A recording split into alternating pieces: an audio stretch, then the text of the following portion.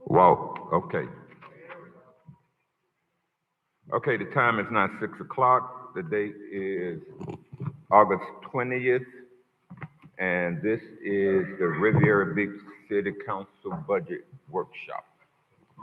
Uh, Madam Clerk. Mayor Douglas Lawson. Chairperson Bruce Guyton. Here. Chair Pro Tem Dr. Glenn Spiritus. Here. Councilperson Kashava Miller Anderson. Present. Councilperson Shirley Lanier. Councilperson Firstella Davis Panier. And for City Manager William Wilkins is Assistant City Manager Kevin Coppin. Here. City Clerk Deborah Hall is present. City Attorney Don Nguyen. Here. Mr. Chair, you have a quorum. You may proceed. Thank you. We're now going to have a moment of silence and the Pledge of Allegiance led by Mayor Lawson.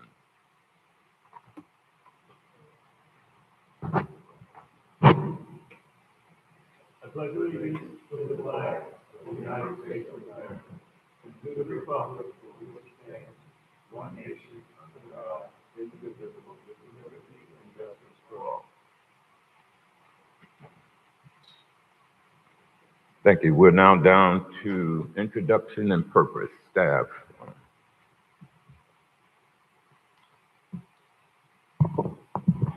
City Commission, Assistant City Manager Kevin Coppin. This is the first publicly noticed five-year capital improvement plan. We're going to jump right into it. I'm going to turn it over to the city attorney for additional comments. Question before we do that. We had some other department areas that we didn't complete. Yes, sir. That'll be on Monday's agenda. I'm sorry? Monday. That'll be on Oh, Mondays. we have another meeting to address that. Yes, Okay. sir. Okay. All righty. How many meetings do we have next week? We have Monday, Tuesday, Wednesday, Thursday? That's correct. Who did No, that? not Thursday. Nothing That's just Thursday. Monday, Tuesday. It is something Thursday. I think it is. No, I didn't make the schedule. Monday, I believe you have the continuation of the budget workshop that we did not finish with the departments. Tuesday is the other budget workshop. Maybe Mr. Sherman can, I think for utility special district. Wednesday is the utility special district meeting. I don't have a meeting on my calendar for Thursday. It's the CRA. Okay, that's why. So Monday, the 25th is what? The continuation of, remember you I had. mean, I'm sorry, Tuesday, the 25th. Excuse me, let the record show that Councilwoman Shirley Lanier is present. And also Councilwoman Davis Panier. I'm sorry, Councilwoman Miller Anderson, you were speaking. The 25th? The 23rd is a Sunday. The 25th on The Tuesday. 25th is the utility district budget workshop. Question. We don't think we could have done all that on Wednesday, on the 26th? We can ask Mr. Sherman. What do you mean, all of this? The utility The district, utility meeting and the utility budget. Because the utility meeting, hour and a half, maybe? Huh. Oh, no. Mr. Sherman? Mr. Sherman. Yes, again, Randy Sherman, Chief Financial Officer. The balance of the departments that you have remaining to hear from are all the very small departments, so they really should go fairly quickly. And again, I don't think your discussion on the utility will be more than an hour. So if you wanted to combine the 24th and 25th, I think you probably would be okay. Right. So Monday is when we were supposed to continue on the department. Correct. Councilwoman Miller Anderson was talking about the utility district meeting and the utility district budget hearing. Though she was asking you about Oh, you mean, Well, no, you mean Chair. put Tuesday with the Wednesday meeting? Or if part of Tuesday can be with part of Monday, and then the other half on Wednesday. Yeah, we do, either and way. not have to meet on Tuesday. Yeah, I think you could do it in the two if you want to do it that way. We could do that. Put up the utility budget meeting instead of having a, full meeting on Tuesday night. Just do half of the utility budget on Monday along with the city budget. And then the other half on Wednesday with the utility meeting. Yep.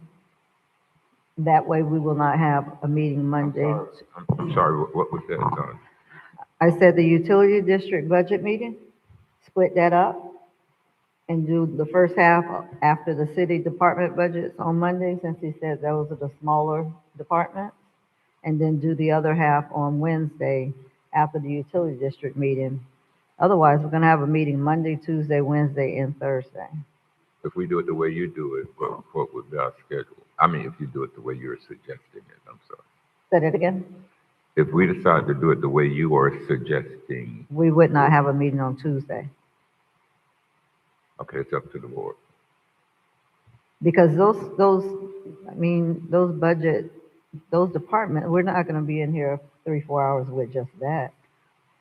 I mean, unless somebody, wanna drag it out, but I think we can split them up.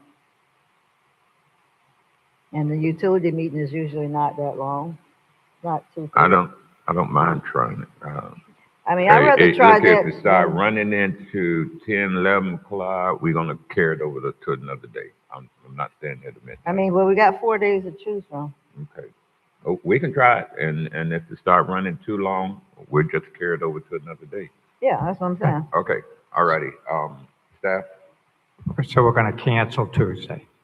council Tuesday, and Split it up between Monday and Wednesday. what was it? Split it between Monday and Wednesday. Well, put it on Monday and then we'll finish it on Wednesday if it. Putting what on Monday? The utility district budget. Yes. Okay, Split it for Monday and Wednesday. we got it. Okay. Staff, Thank you. understood? Okay. Can you all just send an email out so everybody knows what we're doing? We are following Councilwoman Miller Anderson's suggestion, and that is dangerous. I appreciate that. Okay, staff. Chair, so Thursday's definitely out. There's nothing No, on it's Thursday. Tuesday that's out. But is Thursday still on? Yeah, everything else still on. That's the CRA meeting. Yeah, that's the CRA. Okay, staff, who's leading this capital improvement presentation? Mr. Sherman will be up first. Mr. Chair, Councilwoman Miller Anderson. so are we not following the agenda? Yeah, the city manager just indicated that they were prepared to do the capital improvement project, were you?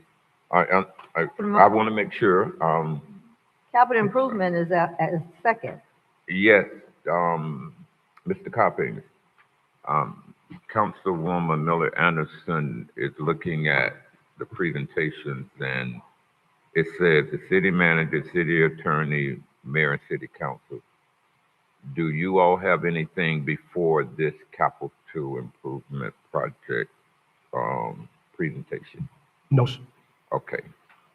Where's the city attorney? Nothing. Mayor and city council, is there anything that you have? What, I'm lost. What are you asking? I'm going down the agenda, number 5. But that's to go over the budget for those departments. The city manager's No. department, what do you mean?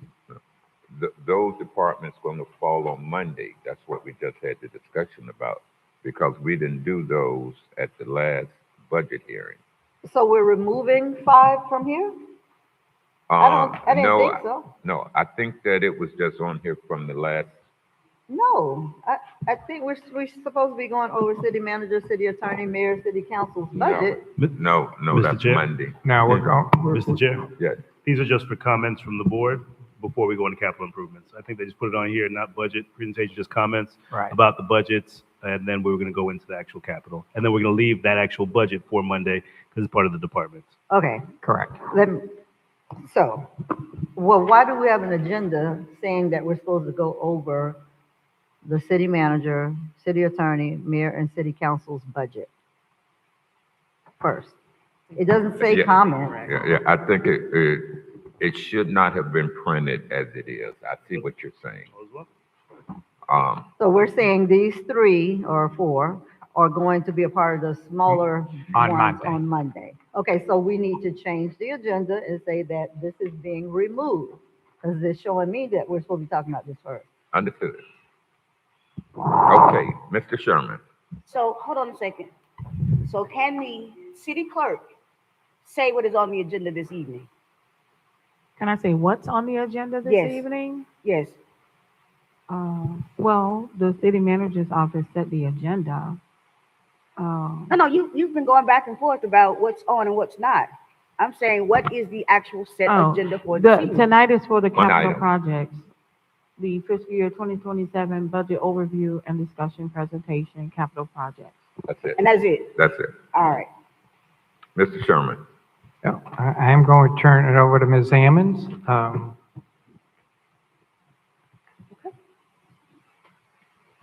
The first thing, oops, sorry, Ms. Ammons. Too far. There you go. Chair. I did, Chair. Is it okay for me to? Ms. Hello, good evening, Mayor, council members, city administration, and everyone joining us this evening. My name is Latanya Ammons, and I am the Director of Procurement for the City of Riviera Beach. On November 17th, 2025, the City of Riviera Beach City Council approved moving forward with Sonoblik Development into the negotiation phase of ITN number 1106-24-3 Municipal Hall Complex, also known as City Hall. As we continue through negotiations, we are now moving into the next critical stage of this project, design and development. Tonight, staff and the Sonoblik Development team are here to walk council through the design, address key considerations, and receive the feedback and direction necessary to continue advancing the project. The design decisions being considered are about more than the physical appearance of City Hall. They will ultimately influence how the facility serves our residents, supports city staff, reflects the identity of Riviera Beach, and meets the needs of our community for decades to come. We appreciate council's engagement as we work collaboratively through these important design considerations and establish the next steps for the project. With that, I will turn the presentation over to the Sonoblik Development team to walk us through the proposed design and current project status. Chair. Vice Chair Spiritus. Yeah, Director Ammons, my question is, from a procurement, I guess, are we considering this design build, even, it's an ITN, I understand that, but is this, how is this being considered? A design build project? Yes. Okay. I guess design build finance. And either, Triple P. either Vice Chair Spiritus or Mr. Bailey, for those who are watching, could you explain what design build is? Yes, thank you, Chair. There are two traditional delivery models for construction. Historically, you have design, bid, build. That is where an owner will hire a design team, architects, engineers. They will get a set of construction plans and specifications. They will turn it over to a wonderful procurement department where they follow Florida statutes in order to put that project out to the entire market. And anyone who is qualified can bid on the project. And that bid is then based on the lowest qualified responsive bidder based on price. So it is a price-based solicitation.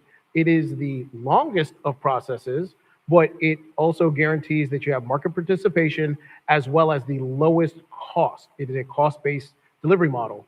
The architect and the contractor are not aligned. They are not on the same team. The architect and design team works directly for the owner and represents the owner. In a design build, it is what it says it is. The architect and design team and the contractor are now married in one unit. The owner tells you what you want, And that design team will come back and say, we will give it to you for this price, and we're going to bring all the technical skills together in one unit to deliver that product for you. It does shrink the timeline because the architect and contractor work together as one unit, and they can seamlessly develop the construction plans that are the most effective and efficient for delivery of that particular product. It is shorter in time, but traditionally costs more in expense because there is some extra burden for the design team and the other general conditions for them to be integrated in that unit. But what it does on the owner side, and why it was traditionally developed through the Florida statute, is that when you have limited resources as the owner and you need to bring expertise in that you don't have, the design build model allows that expertise to come together, and it holds one entity accountable for the delivery and all the issues that may arise in the process. In design bid build, the owner retains the risk and the inconsistencies in the design product, and that's how you get change orders from the contractor when there's not perfection in the construction plans. They're two simply different delivery models. Each has a strength and weakness, and we can get into more nuance as why one is more applicable than the other, depending on the goals of the organization.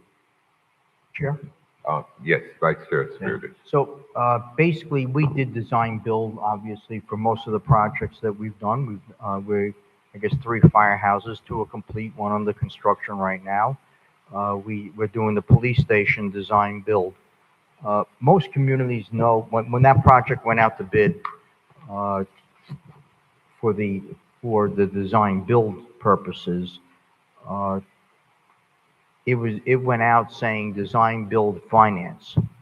So people thought that were bidding on this project, that were putting in proposals, thought that they were going to have to finance the project, but they did not have to finance the project because we ended up bonding the project. So the people that were building those projects did not have to finance it.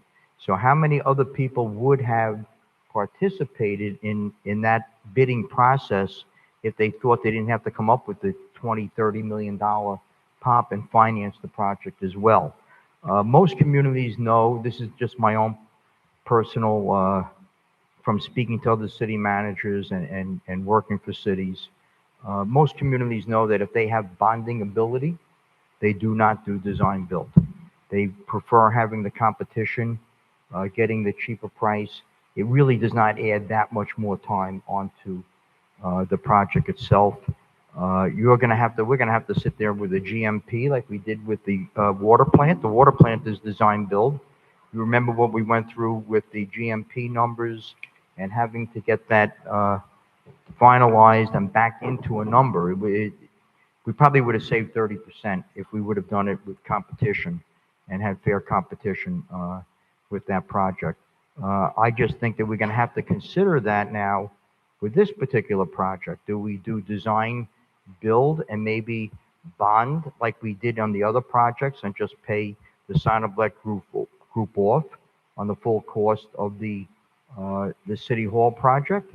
Or do we let them finance it and we pay them off? And if we do that, clearly we're going to be paying extra interest because all they're doing is going to a bank like we would go, I would think, that you would just go to a bank the way we do to borrow the money, and we would have to repay them, you know, on the whatever is worked out in the agreement for a payment period and the time on a payment period, whether it's a 30-year, 20-year, whether it's a fixed rate interest rate, whether it's an adjustable interest rate. These are the things that we would have to figure out in the design build of a project of this nature, as opposed to bidding it the traditional way. Thank you, Vice Chair. Mr. Sonneblek, team. Thank you very much, Mr. Mayor, council members, and city staff. I am Bob Sonneblek, Chairman of Sonneblek Development. We've got our whole team here. Just getting started, you are correct in this is a design, build, finance. I only add one more very quick point to that, in that we are able to borrow at the same interest rate that the city, it's tax exempt interest rate, that the city can. We have come up with a financing package so there is no premium for our borrowing, tax exempt, at the same interest rate that the city itself borrows at. That's why we've won all the other governmental projects and the other city hall projects, for example, that you've referred to, and you've seen our 1 million square foot portfolio proving that. Just jumping into this project itself very, very quickly. We are very excited. We've got our financing set for the project. What you're going to see is, as you mentioned, the city hall, brand new council chambers, parking garage, the sports complex that goes with it, and then on the south side of Blue Heron, the large residential project. Our team is led by Kaufman Lynn and also Leo Daly Architects, MCO Construction. We've got a solid team with a proven track record of delivering government deals. And we know that time and delivery date is important to you. We heard that last night. We're ready to talk about all of that right now. So, Irina, why don't we start? This is Irina from Leo Daly in West Palm Beach. Before you start, I have a quick question. You just said something that piqued my interest. You said that you have financing already for the project. Yes. Is that for the entire project, the sports complex, city hall, or is that just for the residential area that you? We have, I'm sorry.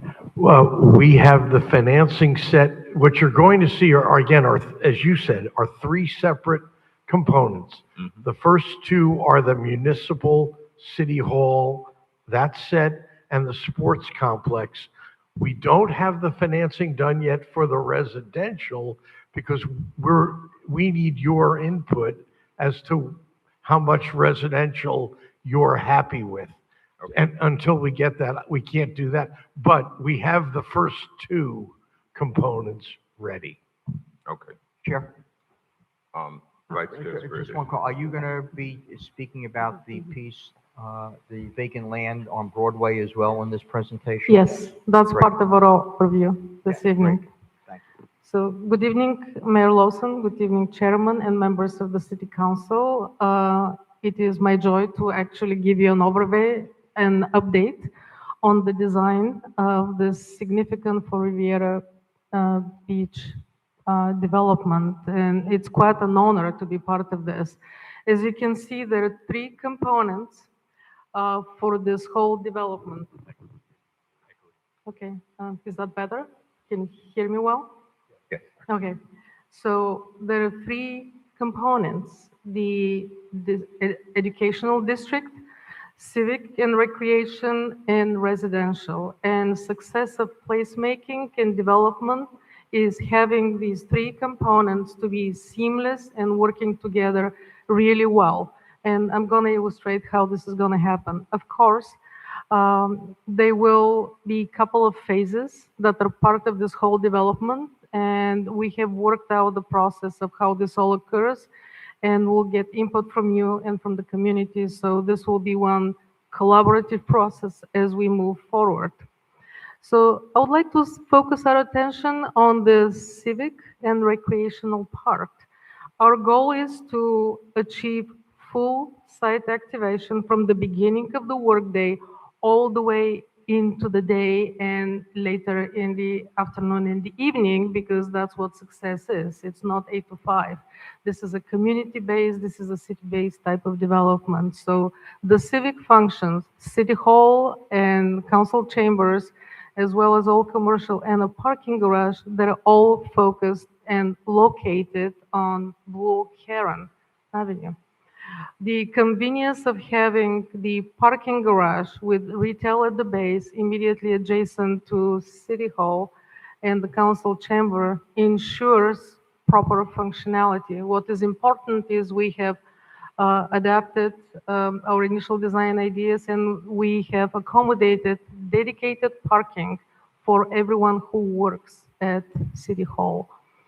And this is where the government focus center is. This is the nucleus of the entire development. This is the new center of Riviera Beach. There is a very gradual transition, seamless transition to a park-like setting environment and all the recreation facilities, from variety of outdoor fields, enclosed sports type of arena, additional surface parking that is on the east side. And what we'd like to highlight is an area that is next to the parking garage down below, which is the future transit station for the tri-rail type of opportunity, because transit-oriented development is an engine that will make this quite successful. So, Can I ask a question right quick? yes, please. Is this Blue Heron that's going? Blue Heron is the one that is slightly on a diagonal, and the rail is down below. I wish I had a pointer, but Bob, thank you. Okay, That's the railroad. That's the railroad, yes.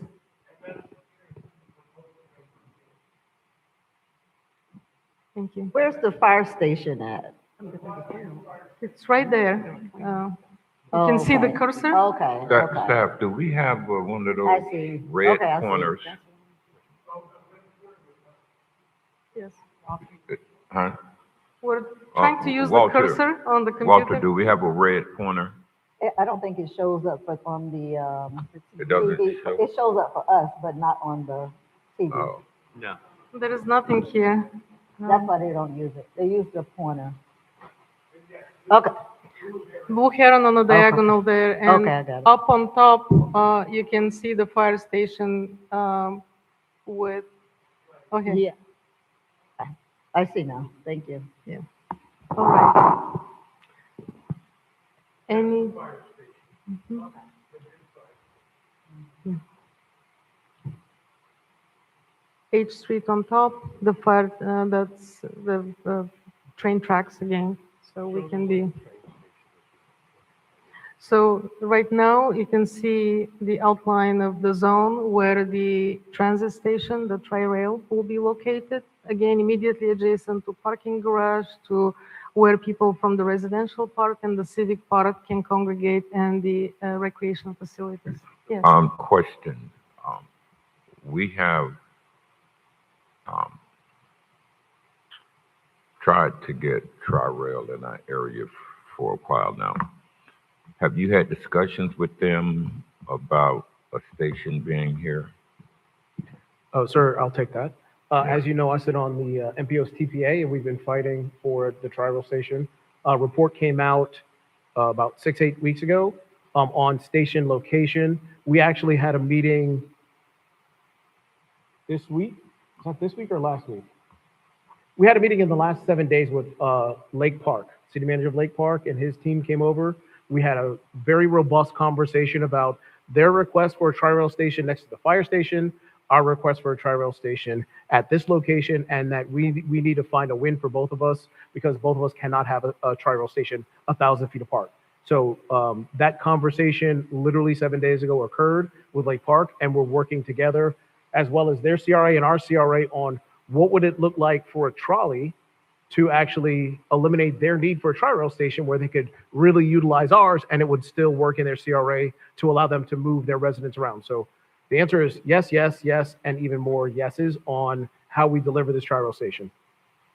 So my question was, has there been a discussion with Tri-Rail? Yes, Not tri-rail- Lake Park, not. Yes. I Yes, understand sir. Lake Park. At the study, the station study that was commissioned and went through the MPO, we were part of, and we have identified, and we can send that to you, where the older graphic for our TOD is actually in the station analysis. And that is why we're one of the primary stations, because we have land and opportunity and the length of rail to facilitate a future tri-rail station. So yes, Okay. sir, all that's happened. Chair? Okay, wait, one more quick question. It's going to be the same question. I know how they do analysis for proposed locations. My question again is, have we had discussions with Tri-Rail? Not an analysis that they do without having to speak to us. Yeah. Okay. And they have indicated an interest for Riviera Beach. In the discussions, their only level of commitment, because Tri-Rail Coastal Link is not given yet, is that we will be included in the study and the analysis for where the appropriate spacing for stations will be for Tri-Rail Coastal Link, which goes all the way to Jupiter. Okay, go ahead, Vice Chair. Right, Chair. So I believe that the problem Tri-Rail has been having in the MPO is getting access to the tracks. They've been negotiating now for, well, at least 3 years that I know of. I'm sure it's been a lot longer. But every meeting that I've been to the MPO on, this seems to come up, and they're still negotiating, and this has been going on for a real long time. But I think that eventually they will. In the original studies that I saw, they did choose Riviera Beach over Lake Park in the studies. One study had them both in there, but clearly it doesn't make sense to have both stations that close. I mean, the dwell time alone, it would mess everything up. That's the time between trains, as you know, Chair. So I think that it'll be one over the other. It looks like they're leaning towards Riviera Beach, but once again, until they resolve the issue with the tracks, I mean, it could be 10 years from now. It could be longer. And that's why you see on this plan, we're reserving land in the future for when that happens. We've made the provision to put us in the best position to be the best station in this area. Understood. That does help. Sonny Blake. And I will say, Jeffrey Kaufman Lynn, we're involved in a P3 for the city of Oakland Park with the City Hall redevelopment site. They are identified just like you all are, and that's same thing as one of the avenues. The city's in the master plan. What we've done is allow it to occur, because if you don't, then it cuts that. So it's sort of the next step of master planning to allow it to fit in, and they want to see what you see here. So it is part of the moving forward in the process. Mr. Chair. Mayor Lawson, then Vice Chair Saverda. Thank you. And I think with the phasing anyway with that, being that our water plant is currently being built and we're probably 5 to 7 years out from closing that full water plant, it falls right in line. That's the water plant location currently, Mr. Bailey, correct? Yes. So what I'd probably want us to do is one of the things is alternative options. In the event we don't secure the Tri-Rail station, what other option can we use that facility or that ground for in the next 5 to 10 years? And just give us some ideas and vision, because if we're not awarded Tri-Rail, worst case scenario, what is an alternative for that site? Because that's still about a 7 to 10 year phasing period, but at the same time, we want to see what it's going to look like in the community for the next 20 years. Okay, so I would like to continue our overview with Sure. Just one quick moment, Vice Chair Saverda. Yeah, I just want to disclose that approximately 5 years ago, I submitted a P3 application to Lake Park for a train station project where they're planning their train station. We've never gotten any feedback from that, but I just want to disclose for the record that the development group that I'm working with did put in a P3 application for a train station. So noted. Okay, You're so free to I go. may continue? Yes. Thank you. I would like to reinstate how important it is, our development and design commitment to actually preserving the integrity of the current residential community that we're building in. So imagine we're sitting on H and we're looking towards where the traffic light will be in turning into the community on Blue Heron, looking north. So what our design provides is a long linear park that provides this buffer to the existing residential that you see on the right-hand side of the image, which are one-story single-family homes. So we want to be respectful. We don't want to tarnish what is already there. We want to improve it, enhance it, and actually bring the community together. So think of this linear park along H as an amenity to the entire city of Riviera Beach, to the existing community, and to those that will make their home and their place of work to be that new development that we're currently reviewing. Go back to that. Go back. slide. So the linear park is no. on the left of H Street, And it takes pretty much the entire Right. length of the residential segment of the development. So Yeah. No, my question is, did someone say that that's Blue Heron Boulevard? no, No, this is oh, okay. H. And H, all the okay. way beyond, towards Okay, the understood perspective, now. that's where Blue Heron is. Okay. So our goal is to provide this green development segment that is a pure amenity to the entire city and provides this height buffer to what is already there. We felt that this is really important. As we said, all three components of this development, they need to work seamlessly together and they need to contribute to the existing communities and what is already there. So our suggestion is to have this linear park, which is pretty much a green buffer, a place where kids will grow, grandkids will come and visit their grandparents. So another view into this is from an aerial perspective. So you can see how deep in we're going with this park. We're terracing all the residential that is beyond and the street that is tying in from recreation to civic and coming all the way south of Blue Heron into the residential development is the spine. The park is what unites what is currently there and what is the new to come. And comes all the way down to a different type of residential product, something that is really low rise to the edge, and these can be townhomes. So what we would like to offer is a variety. So the height intentionally increases only towards Blue Heron that you can see up on top of the image and towards the train tracks, because we have the luxury to actually in a way provide a buffer and we can lift on top of parking. Each one of these residential clusters actually has their own courtyard that is elevated on top of the parking that needs to be provided. But what you see along H is in fact that community benefit, that park that becomes a destination for the city and a great improvement. So Could you go back, please? yes, Where are the railroad tracks? the railroad tracks are, you can see the red cursor moving. That's the railroad tracks moving along that diagonal. And, Uh, okay. And where's the existing homes that are? The existing homes on the south side image on that diagonal along Cage Street. So all that, this is one-story, single-family residences. Chair? Yes, Vice President. Can you tell me what the heights are of the buildings, the highest building?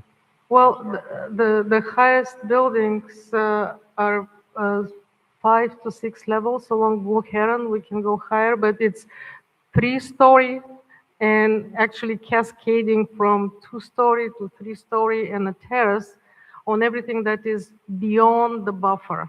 So height is slightly different where the civic center is and where the activation zone is. Bob, I see you saying 6, but I can count close to 8 or 9 on some of these buildings. So how many stories are they? It's both. It's a what's the- transition. So Yeah, I'm every, saying, I'm asking what's the highest height? the highest is 8. 8 stories. That's all. 8 That's- stories that's along Blue Heron. Great, thank you. Mr. Chair? Mayor. With these densities and the number of units proposed, the 1,300 plus units, community conversations, charrettes, I like how you put the buffers in next to the single families, but I want to make sure that we address and have a clear plan for these community conversations, charrettes, and discussion with the residents first. The densities and the financing of these projects, I'm sure we'll talk about that later, but I know that we have bonded some of the parks, recs, the fields piece of City Hall, but then what's the density, what's the financing component and how we can actually finance these properties and how does that break into this project? So that'll be something for later as we go through the presentation. Yes, thank you. And few words on the cohesion of design and how we move through all these elements. Imagine yourself, we're looking east, we're on Blue Heron and the train tracks and the station is right behind us. So you can see at the center structure is City Hall with the council chamber, a lower volume, a two-story volume that is immediately adjacent. The parking garage is to the front. It's not just a parking garage. We would like to make sure that there is a line of retail that actually makes and contributes to the vibrancy and activation of Blue Heron. What is really important is we can use this fairly utilitarian structure to bring art and bring character into the community. So in very simple methods, we can actually wrap up the parking structure with work that is done by local artists. It can be done on a variety of materials. So parking garage still works, but this becomes your type of expression, something that belongs to Riviera Beach. A question. Does this incorporate the concept of complete streets? Or who's the planner in the group? Well, Okay. we are, yes, because we're bringing all the functionality and we're taking what activates down on the street front. So that's what helps us to actually contribute to those principles. And just for those who may or may not know, the concept of complete streets accommodate cars, walking, and bikes. And bikes, There's a all in the space same, yes, For yes. all of that. In a safe manner with the right Yeah. speed, yes, absolutely. Having the right planning street profile is key to success. So there is plenty of width on Blue Heron to actually accommodate that, the depth of the green buffer so pedestrians don't walk on the edge of the street, which is never the feel of comfort. So all that, as you can see, we have not put all the detail yet, but there is plenty of width to accommodate that. But I don't see any bike lanes though.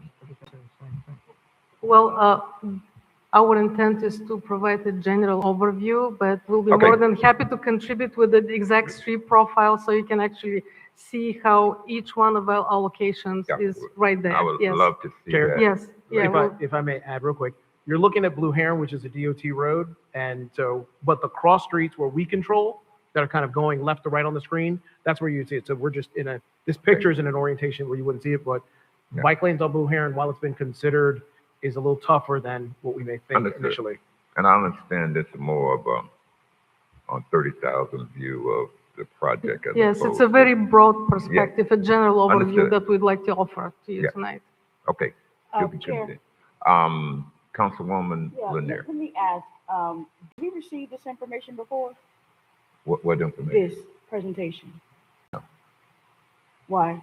I don't know, but that's. it- Going it's- to It's the, our P3 partner presentation. I understand that, but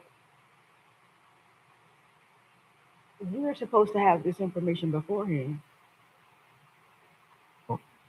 Cone of silence. We're in the cone of So silence. if it's a cone of silence, then what are we doing here? Public meetings only. Public meetings. Chair, if I Mr. may. Chair, we can only discuss during a cone of silence, during public meetings. So they can't, send those via email. So only during public meetings can we have this information. Yeah, I'm having some problems with following along because I have no clue about this information prior to this. And I really can't formulate any questions because I've never seen it before. Not your fault, the presenter is not your fault. It's just that it's very difficult to formulate questions and kind of follow when you've never seen it before. But proceed. Understand? Go ahead, thank you. Yeah. Okay, so from the eastbound view, we will now switch to the westbound view. So we're standing at H and Blue Heron, looking towards the development. So it's the commercial entity development at the intersection that you see on your right-hand side. City Hall is the structure in the middle, and beyond is the parking garage with the retail at the base, and past that are the train tracks.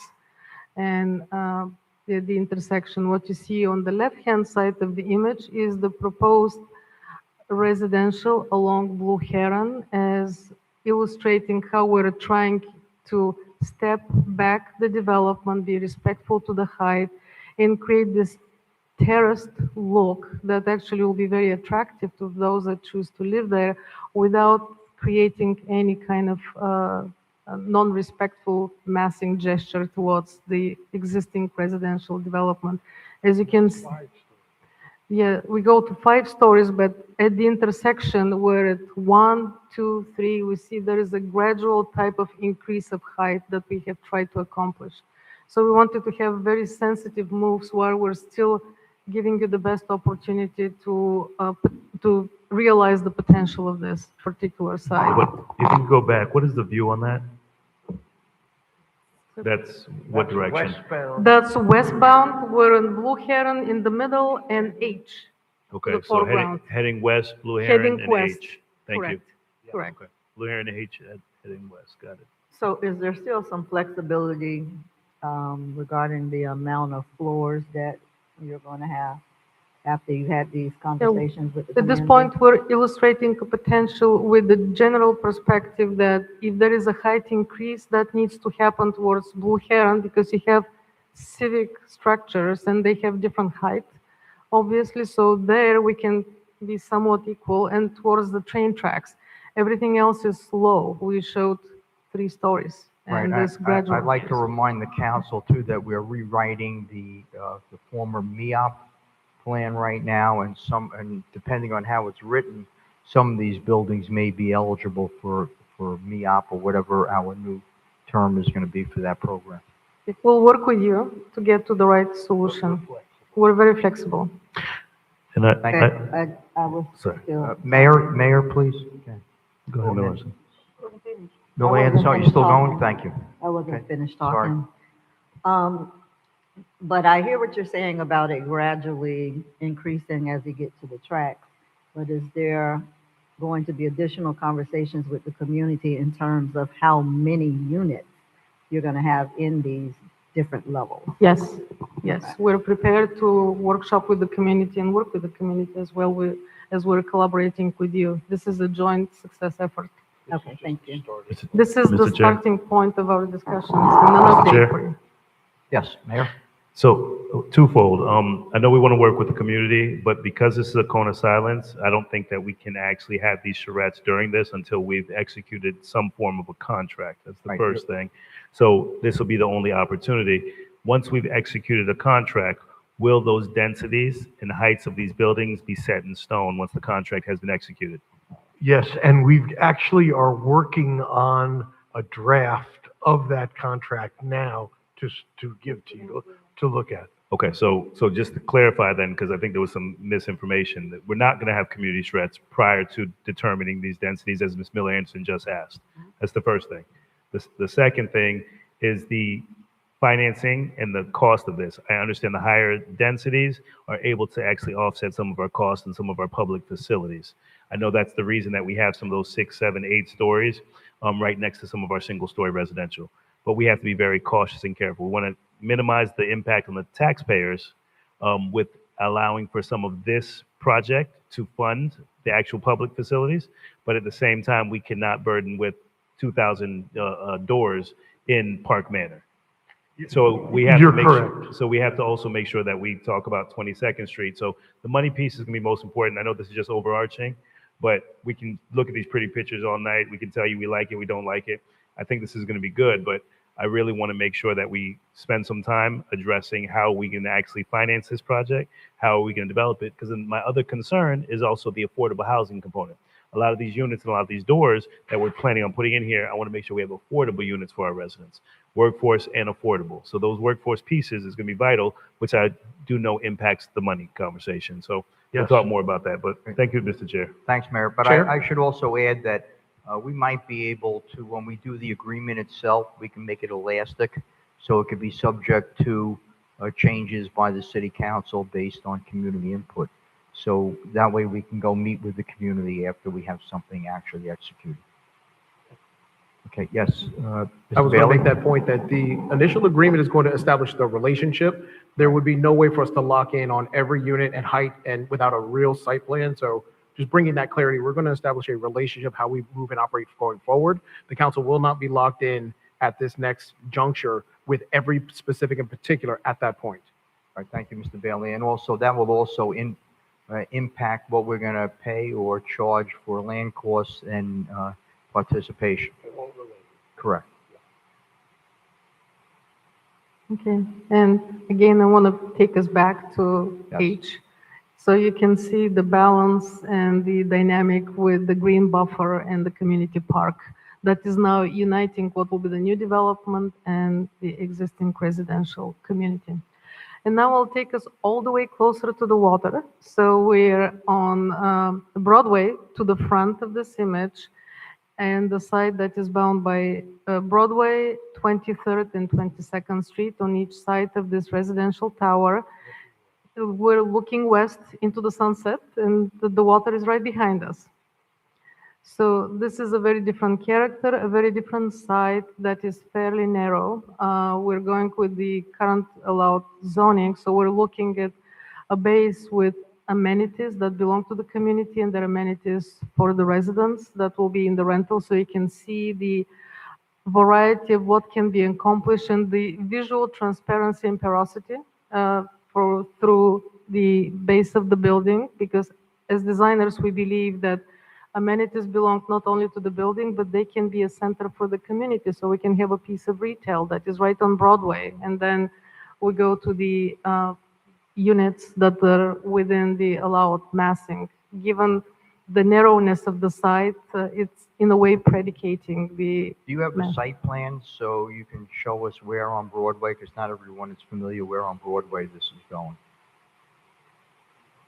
Not in the presentation, but we Okay. have developed them. Yes.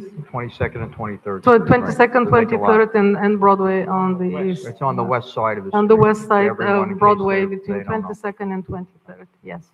Thank you. So that's what the street activation will be. Obviously, it's a different character. It belongs more to the waterfront of what Riviera Beach is developing right now. And it has a character that is both somewhat sculptural and exciting, but it gives quite a lot, not just a singular building. And I believe now it's time to look at timing jobs and the local workforce. Good evening.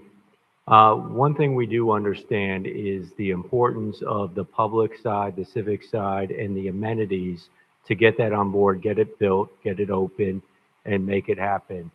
Looking at the timing and phasing, the way we have taken what we're building now, what we've already built in other areas of these components, and the way we're doing, if we can get a realistic interim agreement signed, for the civic component, let's assume January start, notice to proceed, then 22 months later, we turn over the aquatic center and that parking garage. That would be the quickest component. The idea is get those open, get the community already enjoying sort of things on this site. And what we imagine is the whole site coming up at once, but not ending it all at once, because the city hall and the library being the biggest component takes the longest time in 32 months. This is not construction, this is design and construction. So when you say start in January in 22 months, that's in under 2 years, the aquatic part's open. Basically in 2 years, your rec center and courts and everything's open. And then following that, the city hall would take 32 months to design and build coming on that. And we know we can accomplish it because of what we've done in other areas, because we've done in your facilities already with the city. And so this gives you an idea of when, if you bless this side, even if that residential is still taking shape, we can get going on some of these amenities, get them open for the public, because we know, we've heard clearly that that's the goal of yours. The phase, if you could go back, the phasing, I see that you have phasing of 22, 26 months. Those aren't one after another. Are we just talking about all of them are phased from day one? So Correct. within 32 months, we'll have City Hall, Library. 22 months, if we approve tonight, we'll have everything. Correct. Well, I'm sorry, not approved tonight. From the, does that include design as well? Yes. Okay. Let me clarify, that's from notice to proceed. So if you Notice to approve proceed. tonight, we get an agreement, say you bless the agreement at the end of the year, like December timeframe, whatever timeframe that comes back to you, you bless it. I just put a pin in on January start notice to proceed. That would be from that point, design and construction. Okay, thank you. And yes, you are correct. Just to be clear, the whole site starts construction at the same time. And then instead of permitting it as one site, you zone it, you individual permits for the components. So that way you can take occupancy of those components while the other components are folding. So if you imagine, we basically work our way out of the site to the city hall as the rest of it's open. Now, we know time is of importance, but we know this doesn't work unless we involve the local workforce as well. Given that we have now 3 stations, 3 major projects for you, understanding the components of this project and understanding the percentages we've gotten, we've been able to extrapolate it across the 3 different projects. Obviously, with some of the discussion on what happens in the size of Blue Heron, the residential, might affect that a little bit, whether the density and the phasing of that. But by and large, we know and we commit to, and our partner with Ann McNeil, we understand the community. I don't know if you want to say anything. So, but we understand, and this is not extrapolated based on theoretical. This is based on the 3 projects, 2 of them which have been completed and 1 that's ongoing. So this is relationships we already have ongoing with the community, and we will expand those relationships because this allows breaking up the components, whether it's looking at the city hall versus the parking versus the recreation. This allows us to involve even more relationships that exist within the community beyond what we were able to even do in the fire station. So, Question, and you all may have addressed this. I just had a very important phone call, but has the issue of charrettes been discussed? Yes. And And how many? So the update was that we can't actually start till we get a notice to proceed with the community charrettes, but then we can have, as Vice Chair Spirit has said, some elasticity in the agreement to allow for the charrettes to have discussion in regards to the densities and heights. But we can't do that until we actually execute a notice to proceed. Okay. and in addition, not just the design charrettes, we will be doing a whole outreach program like we've done in the past and enhance it because this is even a larger and more component. So basically, we'll do what we did with a lot more components to it for the public. Okay. This question may have been answered as well, but this one is for Mr. Sherman.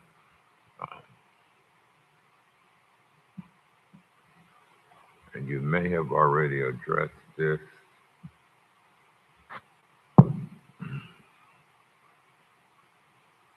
Yes. If our P3 partners have financing for the portions that they're ready to work on, and we have bonding, how does that impact the use of our bonding? If they're got finance and they ready to put it up, how does that impact our bonding? So if they're bonding, if they're going to take care of all the financing on their side, that's off our balance sheet. If we then enter into some type of lease, that does constitute debt on our side, but it would save our bonding capacity down the line. But again, when we get to that point, excuse me, when we get to that point, remember, they've got to finance their private side, right? So they're going to finance all the housing and all that. That's on them. If they're financing part of the civic side of the operations, we would do the analysis to make sure that we don't want to use our bonding capacity. But again, it's all going to depend on what they can borrow at versus what we can borrow at. Yeah, my question to Mr. Sonneblick early on was about financing. And as I understood it, he indicated that they have enough financing. Mr. Sonderblick, come to the mic. Yeah. Did it on? No, we do interest rates. Yes. I'm Did I understand you correctly to say that you all have enough financing to do the city hall and the recreational complex now? On the city hall, we're totally set with the lease, the long-term lease from the city. Wait, no. Financing to complete the job. Yes, the answer is yes. On the city hall municipal portion, the financing that we're doing on the sports complex is in conjunction with the dollars that you've already put aside. We're doing the remainder. When you said the remainder. Yes, The remainder of what? of $65 million total cost on the sports complex. Randy, would you explain to me what he's referring to? Yeah, so what he's referring to is, let's say the aquatic center and the like is going to cost $65 million. Part of the referendum provided $45 million to that project. So what he's speaking to is they would finance the other 20. And then again, we would figure out how that is going to get paid back from what sources. But that's what he's talking about. There's a gap between what we're bringing to the table and the actual cost of this project. Okay. Chair. Question. Yes, it was Vice Chair Spiritus and then Councilwoman Miller Anderson. And so I have one question for each of you. Director Sherman, if we commit, if we have a loan now that we have to pay back from the Sonderblick Group, let's say it's $100 million. We sign an agreement, we are now on the hook to pay back that loan. That's not going to impact our bonding limit or our bonding ability? If it's a lease, it's treated differently than if it's a bond. But again, I think we're in agreement that the project itself will generate the revenues to pay that debt back. Whatever that source is, and we're not to that point, because, you know, as you all know, I mean, you've been doing this long enough, you're all savvy enough, you've dealt with the marine and everything. The financing and the economics on both sides is determined on what they ultimately build, right?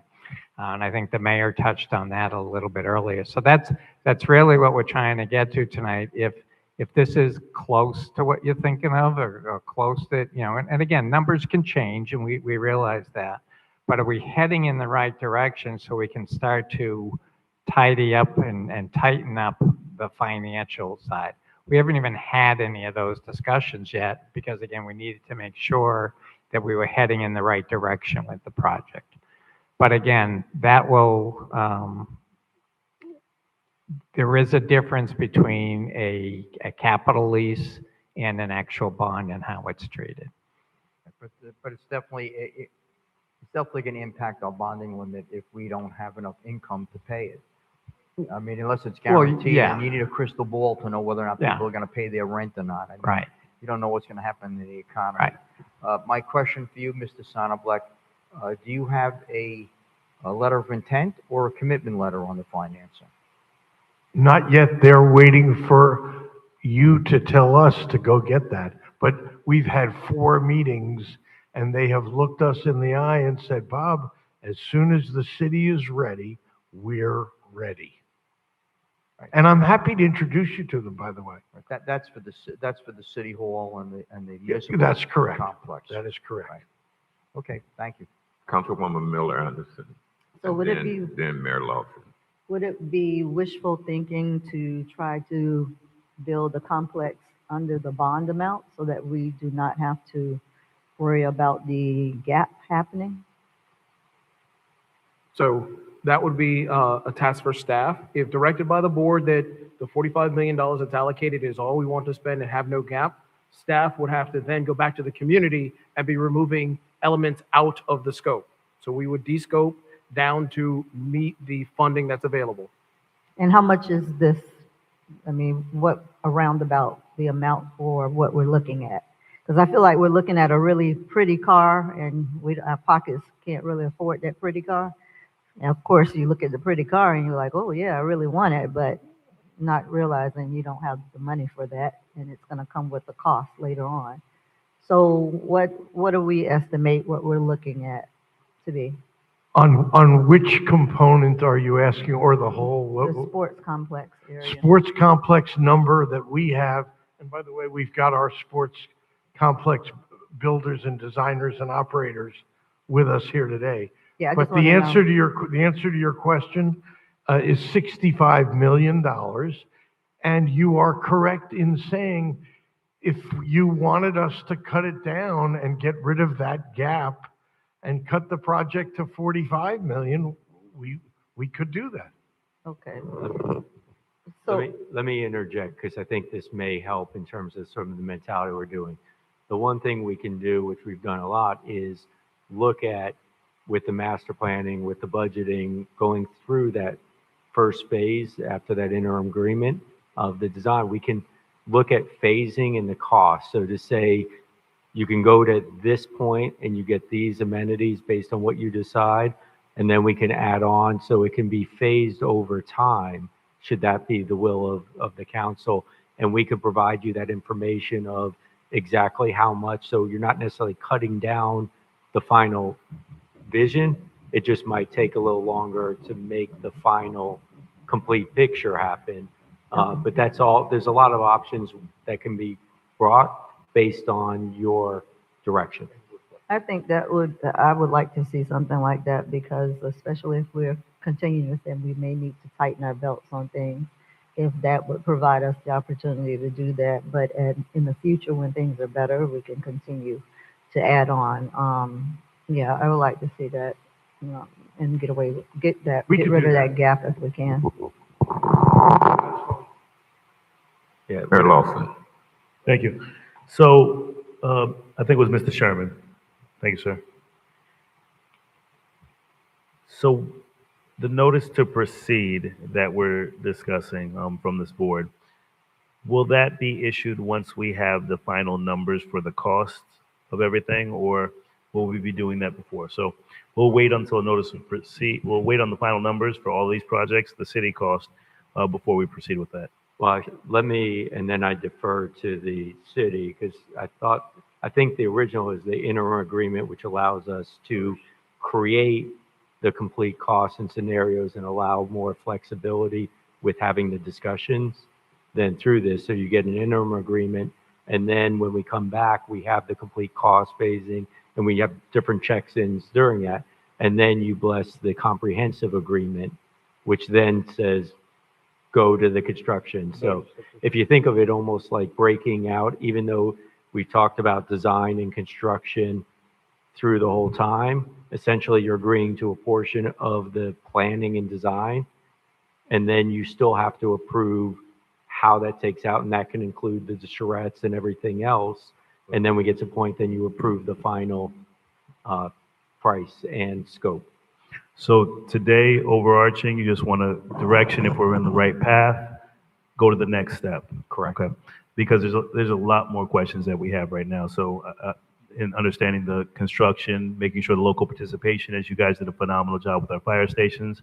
I see my dear friend Ann McNeil here. Thank you for coming tonight, and making sure that our residents benefit from this billion-dollar project, because this is a legacy project. So right now, tonight is just pretty pictures, as Ms. Miller Anderson said. We're looking at a nice car, but we want to make sure it's affordable for us. And I'm not sure how deep into the numbers are we getting tonight. We're not. We haven't had the discussion yet, so we're not ready to go to the numbers. That's sort of the next step once you bless our ability to keep moving forward. So okay. I do not think we're ready to talk any numbers at this point. Yeah, they just brought up the concept. Yep. tonight. And then are we going to discuss the phasing for the residential as well? Is that a part of tonight's discussion? No, that really comes with the move forward, get into agreement, and then we're able to talk about it. But we are going to be phasing the residential over 4 phases. Okay, so we're Yes. phasing, including 22nd Street?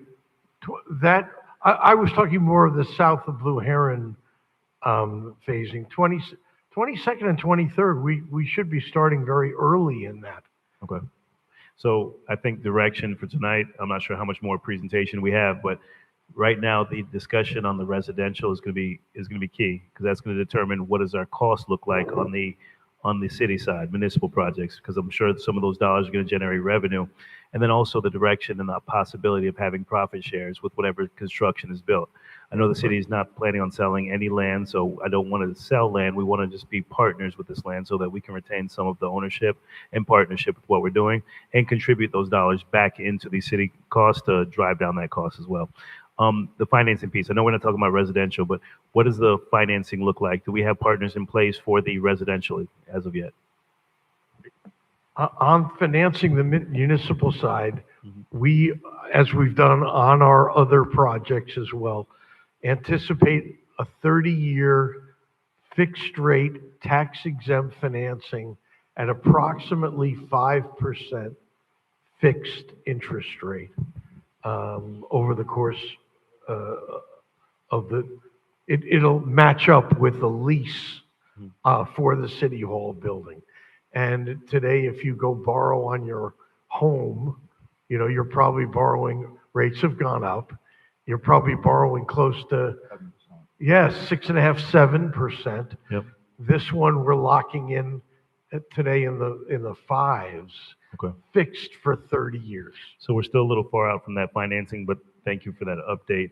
But I Right. think just to remind the board that when we originally put this ITN out, the land on 22nd Street and the land south of Blue Heron, the current well site, was supposed to draw down the cost of City Hall and the Parks and Recs. So that land was originally used to buy down the cost that was going to our residents. So we want to make sure that we have that clear discussion. We can't just talk about the municipal side without making sure we're clear with the residential side. How are we developing it? What's the cost? What is the split between affordable workforce and market rate? And then where do those dollars go, number for number? So we need to make sure that's crystal clear to know what's the housing projects look like, because we can't finance City Hall without making sure that our prime land, especially the waterfront land, we have a 3-acre lot, intercoastal views, that is worth, the last appraisal was close to $7-8 million just for the land. So that can help draw down the price on everything else. So we need to make sure we have the full picture. So right now, just municipal is good, but we still have more to this. And we have listened to your request, and in our models have included a city participation in the profitability of the residential to help you cover that land you're talking about. Sure. Thank you, Mr. Chair. Vice Chair Spiritus. Okay, so I just caution the city, and I hope the city manager's office and the staff take this into consideration. We don't want to be in the same position we were in with the water plant. We want to make sure that we have an off-ramp here, an exit ramp, in case we don't agree with the GMP numbers. There has to be an ability for us to move on at that point. Chair, to bring some clarity to how this process will go forward, as we did with the fire stations, there's an initial agreement and then there's the final agreement. In the initial agreement, that is the beginning of the relationship where all of the things that you've requested can be accomplished, and then we have an agreement by which we can pay for those services. Right now, in this period we're in, there's no money changing hands. So there's a limited amount of things how this works.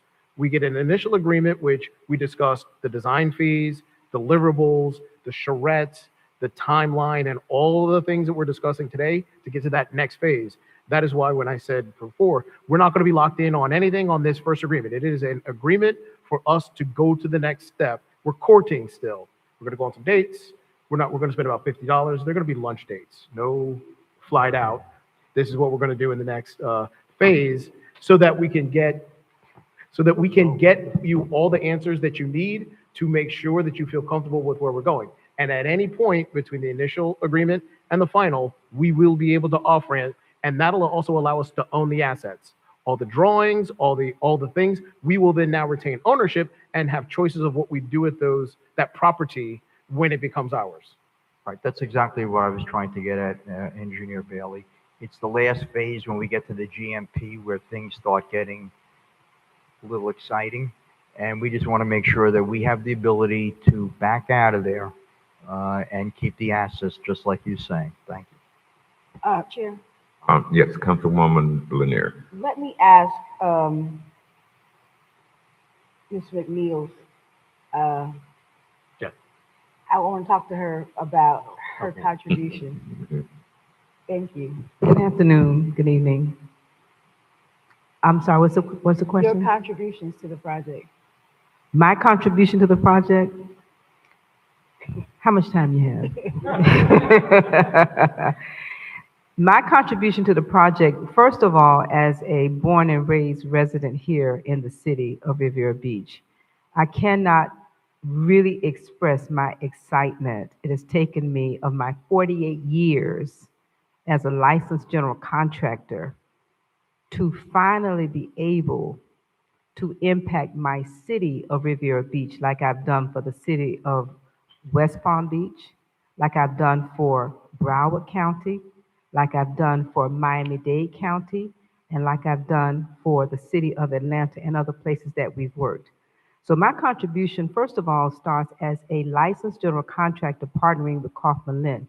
But I think more important than that is, and we haven't talked about this yet, but we had a group of individuals that committed to us to work with us in construction and also in some other areas on the previous project for the CRA.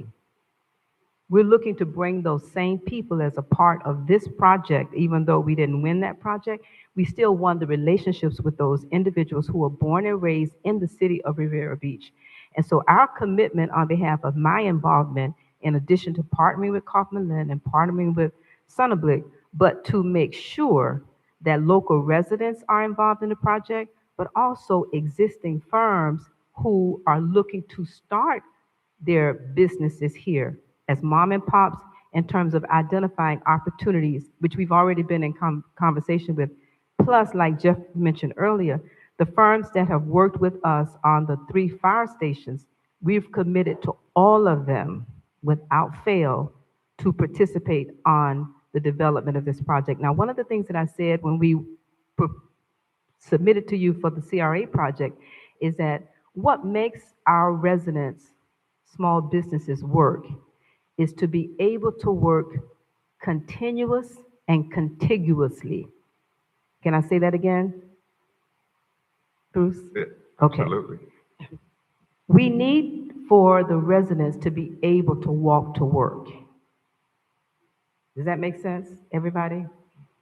Mr. Co-Chair, does that make sense? We need for the residents to be able to walk to work. And what I mean by that is this.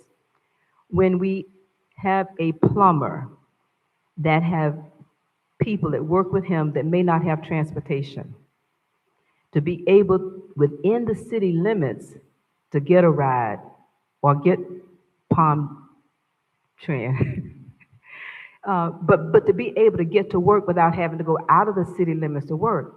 So what we've been able to do is continue to add more and more and more Black firms as we continue to get work. And this project, more than any other, is allowing us to take the individuals we work with and new firms and add to be able to take them from project to project to project. And that's where we come in as MCO Consulting and also MCO Construction. So thank you so very much for that question. Yeah, I asked that question because we're talking about a lot of money. We're talking about basically transforming the city with this project. And I wanted to make sure that someone local, someone who knows this city, is able to have the people who live in this city participate in this. This is something that is going to, for the next 20 years. And the people who live in this city should benefit the most from this project. And I just wanted to make sure, because we have developers and people who are on staff, and we have all these people, but I want to make sure that the people who live here, who, as you said, is a plumber or can cut grass or whatever the case may be, these people are involved with this project. And it becomes something that is very meticulous, meaning that you have to figure out how to get them involved. And I wanted to make sure that somebody was on staff to be able to do that. But we've been able to do that, and our commitment is to continue to do that. I have to live here, and so I don't want to face the chair or any of you in the future and say, you know, why we didn't do X, Y, Z. And so I will make this commitment to anybody who's listening to me. If you have anybody who's looking to work, my number is 786-546-0184. Because with this amount of work, we should be able to find something for almost anybody. But it's a two-way street, if you will. And so even with the students, we're looking to see, we have a lot of students who are studying construction, architecture, and engineering, and we're looking to see how we can include them as a part of what we're doing. So we're open, and I'm open. That's why I give my number. Thank you for the question. Thank you. Mr. Chair, Yes. I just called that number to make sure it works, so it works. Thank you. But I do have a serious question though for Ms. Ann. Yes, sir. 47% plus percent on the first project, Fire Station 87, 53% Fire Station 88. That's an expectation. That's a goal. And I know we can't make it a requirement, but based upon those numbers that you guys far exceeded the 15% that was announced previously, I want to make sure that on this $1 billion project, to your point, we can meet similar numbers. And to your point, not just the people that worked on that fire station, this entire community can become multimillionaires based on building city facilities in this community. So every plumber, every contractor, and that number does work. So make sure they call it, because I want them to benefit from these projects that we're putting on the table. And if they can build this, not only can they live, work, and play here, they can actually be gainfully employed here as well. So, and I just want to make sure we get that out. No, absolutely. I am a Rotarian, and I spoke at Rotary this week as the speaker for our luncheon, and I will be inviting each of you individually to come and present to Rotary. And many of our Rotarians live on the island. Can I say that? Many of our Rotarians for the city of West Palm Beach that are members of our local Rotary live on Singer Island. And it was amazing to have them come up to me. They don't look like me. I'm the only person in the Rotary that look like me, just so we're all clear about that. We're clear? Okay, just want to make sure we're clear.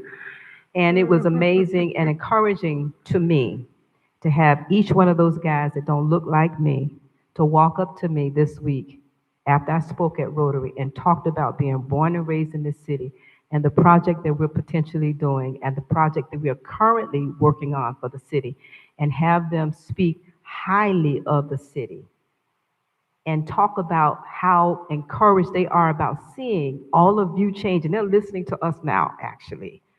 And so I just want to encourage each one of you and really speak, if I can, to ask you to continue to do the good work that you're doing, because the numbers you're talking about are not just for people that look like me. There are people who work and live in the city of Riviera Beach, and we know we represent everybody. But for those of us that just happen to look like me, that live in the city, and people ask me, for example, as the founder of the National Association for Black Women in Construction, and we represent 30 cities in the United States, but people ask me, why do you need a Black woman in construction? And I just respond with this. It's just like being born and raised in the city of Riviera Beach. I am Black, and I am a woman, and I am in construction, and I'm not apologetic about that. And I'm saying that as I represent the city of Riviera Beach. So we have more people that live here than just those that look like me. So I just want to publicly say that, so we're very clear that the numbers that the mayor just mentioned are people who are business owners in the city. And in addition to the numbers that he mentioned, a large percentage of those are Black. So I just want to just make that clear. Thank you, Ms. Thank you so very McNeil. much. And let me say that Ms. McNeil's reputation precedes her. She's not only respected in the construction space. I'm in transit. She's known nationwide in the transit industry as well. And I'd like to thank you for all you do for the country, not just Riviera Beach. Okay, we got to keep it moving now. Are there any further questions or comments on this item? Because we have other issues that we need to address. Just want to make sure there were no more questions from the council. We do just want to talk about the next steps. Yes, now one thing I do want to say about P3, Yes, sir. private-public partnerships. Sometimes in these relationships, they start off at the beginning as being partners, and as the profits start coming in, the public sector seems to diminish in receiving some of those profits. If it's going to be a P3, it's going to be P3 to the end. Am I making myself clear, Mr. Sonneberg? Yeah. 20, 30 years down the road, whatever the numbers are that we work out, that would be the city portion, we want it to the end, all the way to whenever the project is completed and done, 30, 40 years down the road, okay? Okay, and that need to be documented. Yes, sir. That we get whatever the percentage is, all the way to the end on the profits. Okay, sir. any other further comments? If not, thank you very much. Good presentation. We're All right. looking forward to working with you. And you have a gem in Miss Ann McNeil. I'm telling you, she's very respected, nationwide. So, Chair, yeah. based upon comments and discussion, and based upon what was presented this evening, are we clear to go forward and move to develop our initial agreement based upon what has been shown and depicted in the presentation? Mr. Yes. Chair. And let me just say that it's a concept. Yes. We're still early in the game, and some things could change slightly. But right now, for me, Mayor Lawson. Being that it's a budget workshop, just consensus is one thing, but I think we may want to take a motion at the next council meeting just to discuss taking it to the next level. We can give you consensus, we can have conversation, but I don't think that we should be voting on a workshop. But I think tonight is just, they like it, they want to continue, but there's a lot that needs to be done. And possibly if you need anything in documentation, writing, or any clear MOUs, we can do that at the next meeting. Between now and then, I mean, it sounds like the board likes it and they can give their opinions. Well, we have a lot of work to do, and we internally discussed coming to the late October meeting with something a little more substantive than trying to rush something out. So that was our plan. So you'll see the next iteration and a little bit more detail at that meeting, and we'll be able to take something a little more formal. We would love to get a couple of the questions answered so you feel a little more comfortable when we come back. Okay, Mr. Chair. thank you. Wait, let me go to Mr. Sherman. I know he's been standing there. Did you have some closing, or did you have some? No, I'm okay, ready to like go to the just next for- slide. Oh, okay, yeah. It's time to move on because we have other. Chair, I just want to make clear that we can give a directive at a workshop for the staff to move forward. We don't have to do it by resolution. So I think the staff understands that we want to move forward and bring us back something substantial that we can actually do a resolution on, because what we have now is not enough for a resolution. Yes, and we can also, we Chair? can always ratify it at the end. Chair, Councilwoman Miller Anderson, and I hope that's the last comment on this. We have to move forward now. can you just make sure that we have those different phases that he mentioned? Yes, ma'am. Yes, Mr. Sonneblick. Councilwoman Miller Anderson wanted to make sure that Kaufman Land Representative Jeff had indicated that he can bring some phases and the amounts associated, the costs associated with the different phases. Want to make sure that that comes forward too. Okay, we've got to move forward. Just a quick comment, and also make sure that we have a clear depiction of the residential and the financial impact and the partnerships of what we're going to be doing with that. Thank you. Okay, Mr. Sherman, next item on the agenda. Okay, the next item on the agenda, if you recall, back in March, the board actually approved on initial resolution for up to $60 million of additional bonds. In order for, and that evening, there was a lot of spirited conversation about exactly how those funds would be used. In order for us to build out the capital plan for the public hearing and take it, to the public, we need to kind of talk about that $60 million again. So Mr. Bailey put together his best effort on how he would see or best, take a look at how that $60 million could be spent. So, Wait, before you get started, one quick question. This 60 million is, funds that had not been assigned to a project. cool. Yeah. So far, all we've talked about is the amount, okay? Because we needed to do, the first item up there you see is the police station. We needed to address that $22 million. So you approved the $60 million in concept, we'll say, knowing that 22 million of that would go to the police station. And then the question is if we want to keep it at just 22 and go borrow 22, we could do that. But we talked about $60 million 6 months ago. So in order to complete the 5-year capital plan, we would need to know if we're going to move forward with the 60 million or a lesser amount. And again, do we need to necessarily agree on every component? Not necessarily tonight, because we could just say, hey, we're going to do $18 million for street projects, and we'd be fine with that. But in order for us to move forward during the fiscal year, we'd obviously have to get the breakdown. Okay, one last question. And in my mind, I'm trying to see if we have to use it. Do we, just because we have it, we need to go and find something to spend it on? Or could we have it for a rainy day? Do we have to actually go out and spend it all because we have it? If we issue the debt, we have 3 years to spend the money, okay?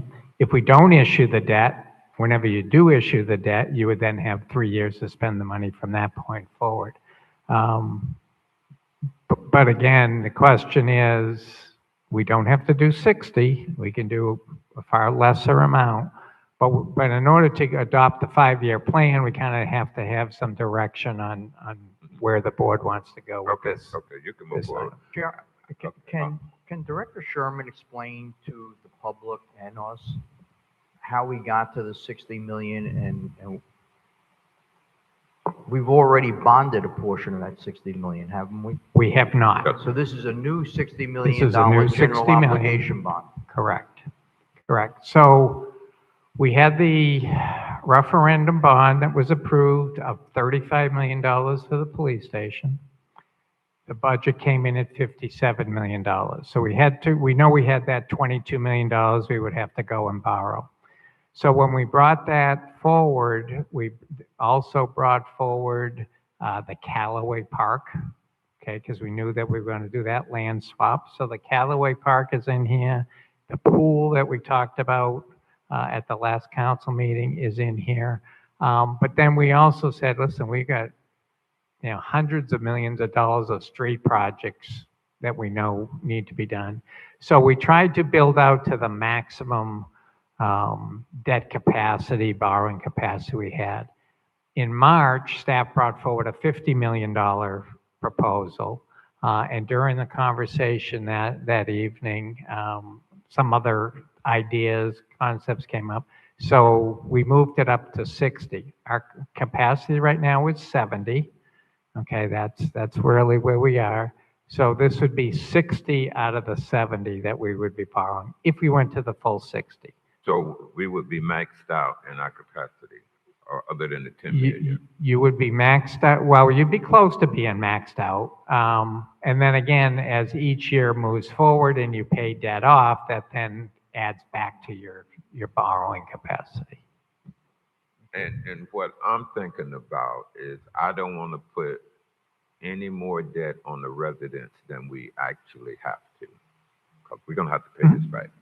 It's not free money. Yep, then if that is the case, then I'd say you probably would want to do the. Wait, that was just my opinion. I have Yeah. other colleagues up here, so don't. No, but if that's I where you would can want to tell. go, I think you would have to do. I couldn't the- tell if you had colleagues or not. I think you'd have to do the police station and probably Callaway. Would you agree, Mr. Bailey? I agree with whatever the board wants. Talking like he was just talking. I didn't know if you had colleagues Um, or not. so, to that point, Okay, we have a Parks Master Plan, and we converted that Parks Master Plan into an operational plan with costs associated with the improvements. We did a road plan, as you've heard us discuss. We've turned that road plan into a cost. Right now, we're into the $400 million range to do all the roads. So looking at how the much? 456? Yeah. I believe so. 456, I think. In last year's capital, there was a slide for it. I think 456 is about, if you came in and we did every road right now, 456 million, that's water, sewer, drainage, curb, gutter, sidewalk, the whole thing, if you did everything. So we have to obviously make choices, prioritize the roads. And as you see, some roads, we were able to mill and overlay, which is the program that's wrapping up in Lone Pine as we speak. And then we reconstructed some roads. So looking at our 5-year capital plan, looking at the priorities of our infrastructure, we tried to allocate the funds as best we could on this program. And if you look, as we said, Dan Callaway is a high priority for the board, for the community.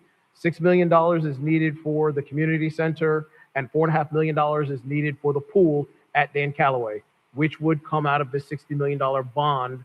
Because at this point, I don't believe there's another way to fund the Callaway project if it doesn't come out of this fund source. Chair? Yes, Vice Chair Sprague. Okay, so, Engineer Bailey, so what you're telling me is that the $55 million recreation bond that we passed did not include Callaway, did not include any of these other projects? This is going to be above and beyond the $55 million that we've already. So the $55 million, there were 3 components, 45 million for the project you were just looking at Right. City Hall, 3.5 for the beach front to do some work around the beachfront, and 6.5 million to go to Callaway. So this would add, this 6 million and the 4.5 for the pool would add to that 6.5. And then I believe the school board is giving us $5 million from their side for the project. So you'd have just over $20 million to do Callaway Park. Like, Chair? Yes.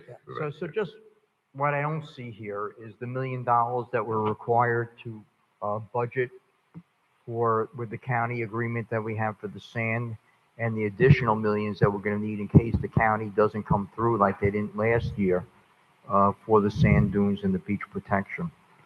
So what would you, where would you propose that comes from? So the $1 million that we're required to put is in the operating budget. Okay. You wouldn't be able to bond sand. This has to have a life equal to the length of the bonds.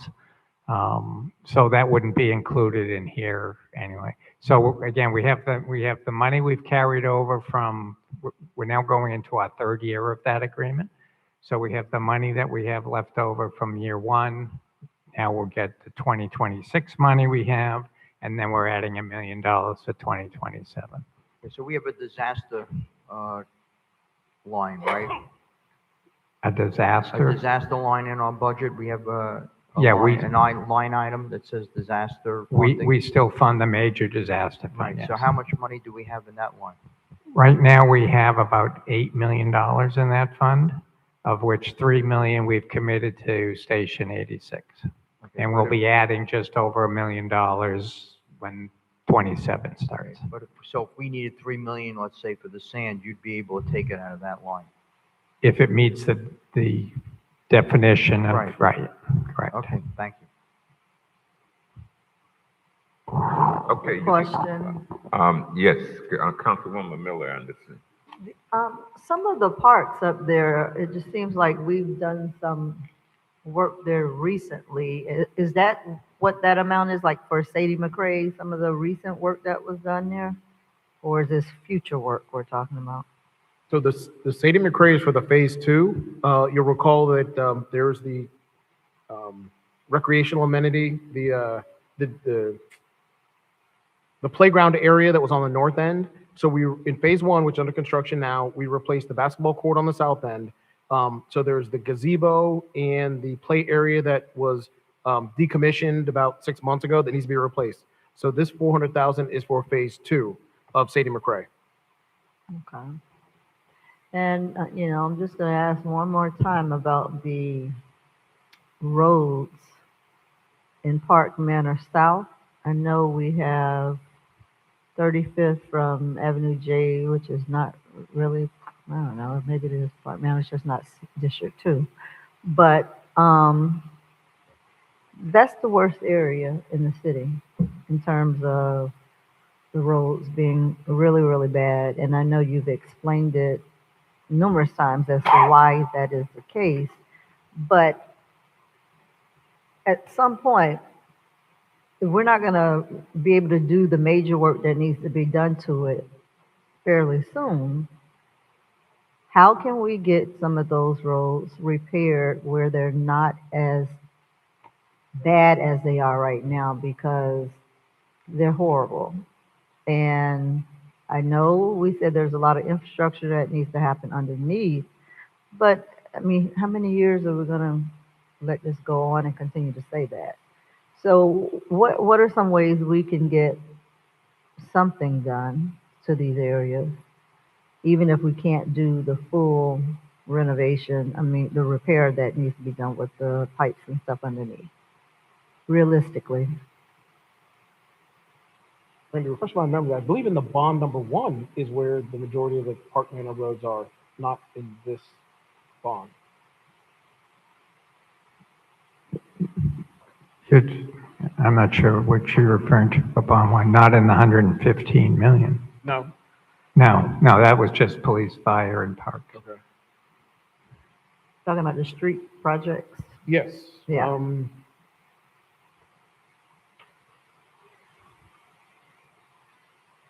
Well, I know Avenue E is under consideration from the CRA. Yeah, I will have another conversation during our CRA meeting. But I think if you look at the 5-year capital plan, I know Avenue E and 34th is in there. Can you come to the mic? I mean, move the mic over. Yeah, I apologize. I'm looking at Randy because this is not the full list. This is just the list that would be funded from this $60 million bond. There are other projects that have other fund sources that are not shown on the list. And some of those roads are in that group. So that'd be later on, right, Randy, when we get to the 5-year capital plan? Yeah, we can come back to this if we want to do the rest. If you want to, do you want to see what's in the plan before we come back to this discussion? We can do that. We're going to talk about it tonight? Yes.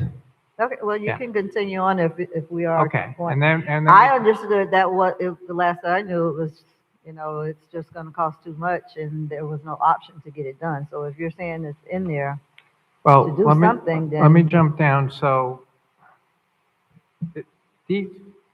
what we did for the 5-year plan right now, without the bonds included, is we literally took last year's 5-year plan. We've kept the projects that are active, and in process. That's that first column. And then what you see in 27, 28, 29, and 30, that literally is last year's 5-year plan. We made no changes to that. So if you go down the project titles on the left, and this is 2 pages. Let me go down to the second page. I think oops, too far. I went to. Which one's up there? Lakeview. Okay, let me go back one. I'm sorry. Let me go back one. So again, you see the first project up there is 34th. There is some money in there for Avenue E, Silver Beach.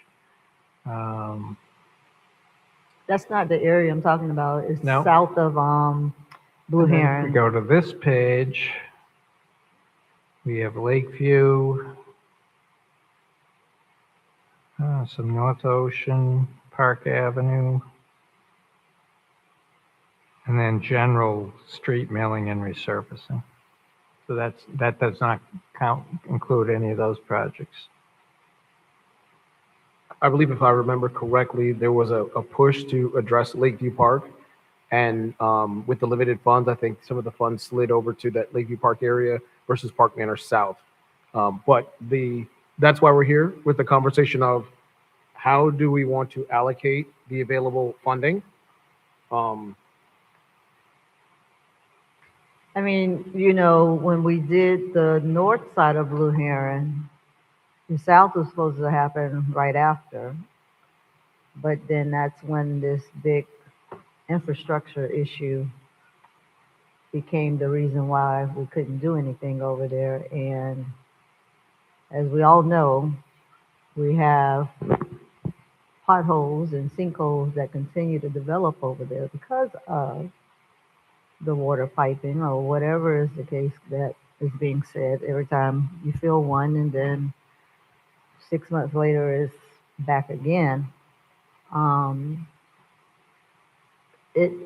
We have to do something because nothing has been done over there, and it is that if you did from worst to best, that area has to be at the top of the list somewhere. Although I know Okay.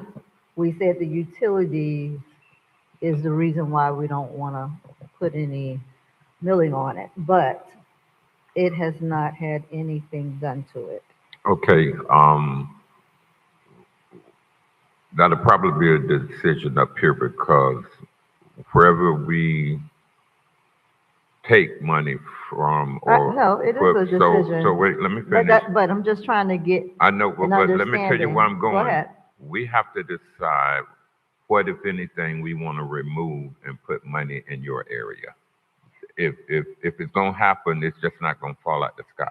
Somebody But we have is money gonna be. fall out the sky sometimes around Yeah. here.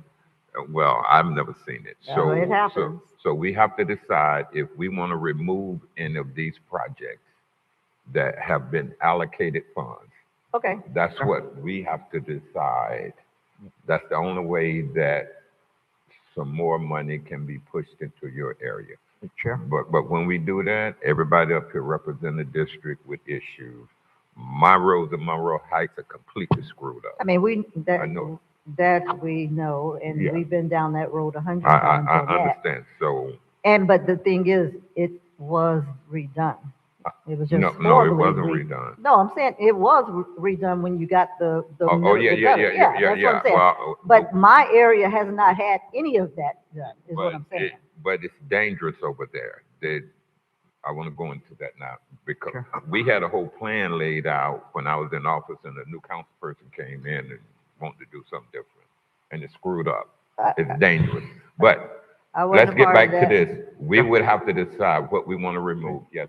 So, Because Senator we Bailey, can't sit here all didn't- night and just talk about the problem. We Didn't- need to didn't- decide if we're going to remove anything and start moving money around. okay, didn't we agree, I think it was on the sale of the 1851 property or one of the others, that we were going to split the cost between Lakeview Park and Monroe Heights? Was it like Park 2 Park million, Manor, right, a right. million and a Wasn't it like- million, or It was like something 4 like that? million, and I think it was. Was splitting it 2 up. and 2? I think it was 2 and 2, somewhere in that range. I am not familiar with any arrangement of Yeah, I that think we nature. did that at a CRA meeting. But the city was a partner in the project, in the land. Yeah. So I think, but we all agreed that we were going to split that money a certain way between those two areas. The CRA board did? Well, we did it as the CRA board. It was the CRA that was selling the property, even though the city did own a small portion or part of that property. It's about a 60-40 split. The city owns 60% of the Miami subs and the Yeah. CRA 40. It's my understanding that Executive Director Merzius and the city manager are in negotiations of how that, in the sale, when each entity gets their money, then what? Right, but we did pass a resolution on how that money was going to be split. Because I'm not familiar with The that. CRA board did, and they were talking to the city manager at the time, but the CRA board did pass a resolution on what the split of those funds were going to be. And it was between those two communities. So just for clarity, the CRA funds are going to be split that way, or the city funds? We were saying that we were hoping and we expected that the city was going to do the same as the CRA board was, because we wanted to split that total amount of money we were getting from the funds for road projects in those two areas, infrastructure projects. I guess I'm not we need familiar to with try that, to but- find that resolution, so Chair. so we can see what it is. So, Yeah. but because of time, Mr. Bailey, can you all, or Mr. Sherman, can you all figure out how much we would need to get at least some milling done on the roads, even though I know you can't probably do the infrastructure now, obviously, but on those worst roads, worst to best, which are in the area, and see what that would come up to? And then if we can circle back to this at another time, at another budget meeting, or sometime during a conversation to see if we can change some things around? Yes. Okay. A real quick point, we allocated $5 million for the Ocean Beach Park and the boardwalk that was discussed in last year's capital budget. I understand that there may be a change of the scope, a change of the vision.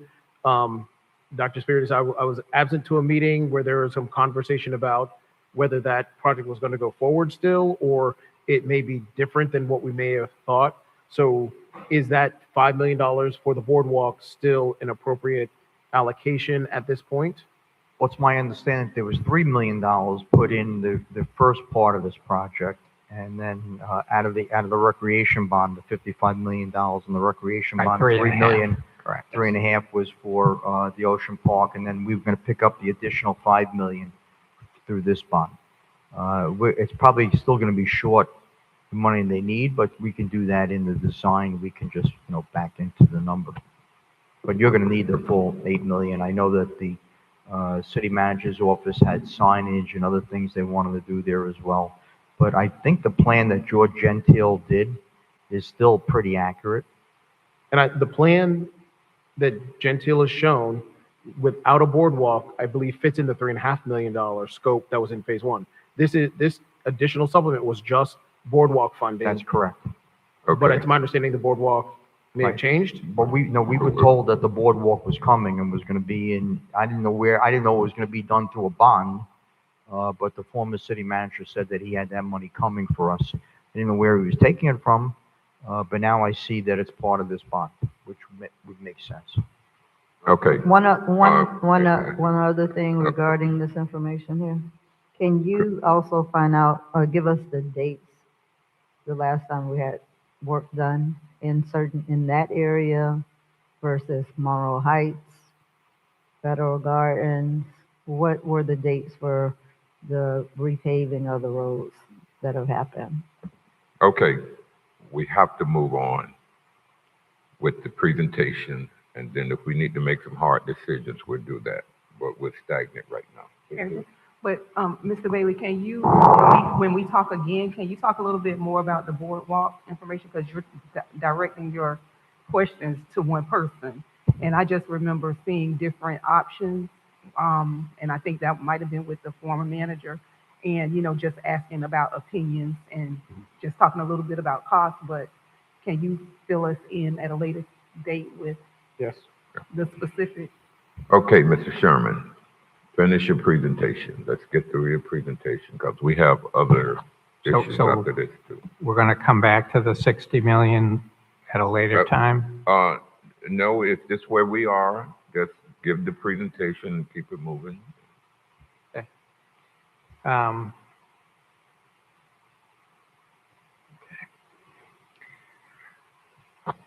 Okay, so again, here's the 5-year CIP plan, again, without the 60 million included.